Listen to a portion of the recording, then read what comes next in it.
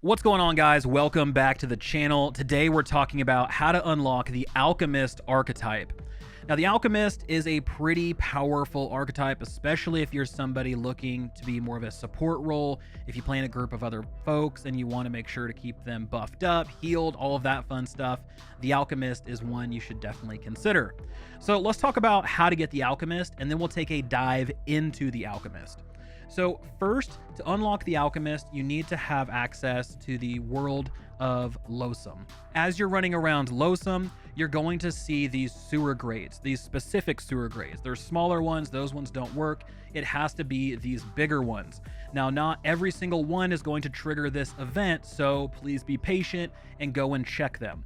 When you get near a sewer grate, you have a chance at getting drug into that sewer grate. It's definitely a jump scare, so brace yourself.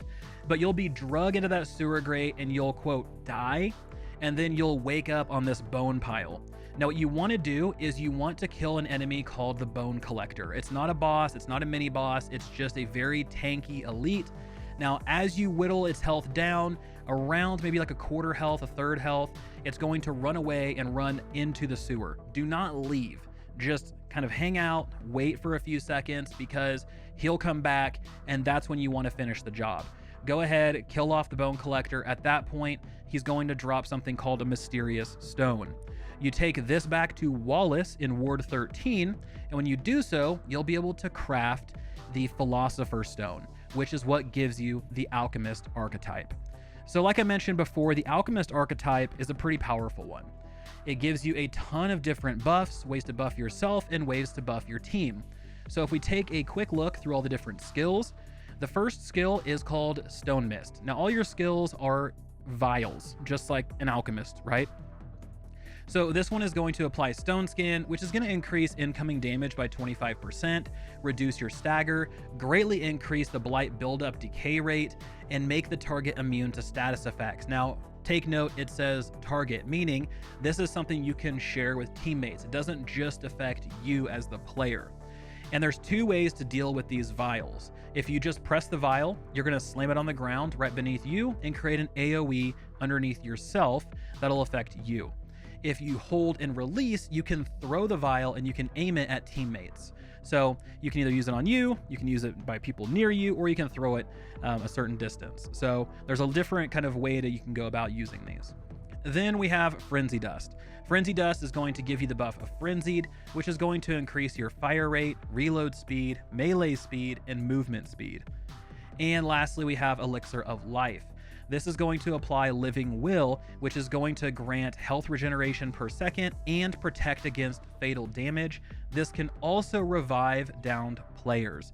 Now, there is a cooldown for the revival bit, so revived allies cannot be affected by Living Will for 3 minutes. So keep that in mind. This isn't something where you can just sit in back and lob vials and keep reviving your team as they're whittling down a boss.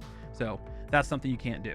But all of these seem pretty slick, and especially paired up with something like the medic, or maybe even the handler, if you want to go that direction to create this ultimate kind of solo support player, you can do that.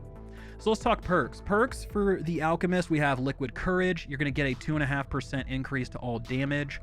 You're going to have Panacea, which is going to cause the curative effects to apply to all allies and grant 15 additional resistances, which is huge. So any sort of curative effect is going to affect you and your team, and also they're going to get a nice little bump for resistance.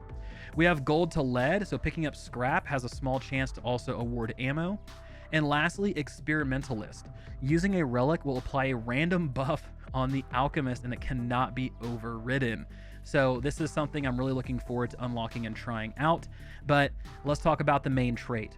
The main trait for the Alchemist is Potency, which increases the consumable duration by 10%. So overall, loving where this thing is going. And the prime perk for the Alchemist allows you to increase the maximum concoction limit. So you can have another concoction applied to you. So this is just one of the other hidden archetypes in the game. And guys, there's quite a few out there. Engineer, Archon, Invader, Gunslinger. I'll have videos on all of these, but this was the one that I unlocked first, and I'm very much looking forward to it. Okay, everybody, thank you so much for watching. This has been Vulkan, and I'll talk to you guys next time.